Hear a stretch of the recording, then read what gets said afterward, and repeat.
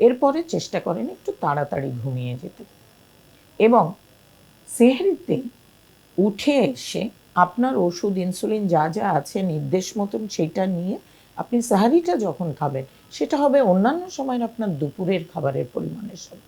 তার মানে ভাত খান, আপনি ডাল যদি খেতে না চান দুধ খান, মাছ অথবা মাংস খান। অনেকেই আছে মাছ মাংস খেতে ভালো লাগছে না, ডিম খাবো, হ্যাঁ খান, কোনো অসুবিধা নেই। কিন্তু 3টা কার্বোহাইড্রেট একসঙ্গে খাবেন না, তাহলে ব্লাড সুগার বাড়বে। সেটা কি, যেমন ভাত, দুধ, কলা। ভাত, দুধ, আম আলাদা আলাদা খান। দুধ ভাত খান, কলাটা আপনি আলাদা খান বা খেজুর আলাদা খান, তাহলে আপনার ব্লাড সুগারটা বাড়বে না। এবং সাহারির ক্ষেত্রে সব থেকে গুরুত্বপূর্ণ বিষয় হচ্ছে সাহারির শেষ সময় খেতে হবে। যে আমি অনেক রাত জাগলাম, একবারে খেয়ে ঘুমিয়ে যাই, একজন ডায়াবেটিক ব্যক্তির জন্য এটা কখনো করতে চেষ্টা করবেন না।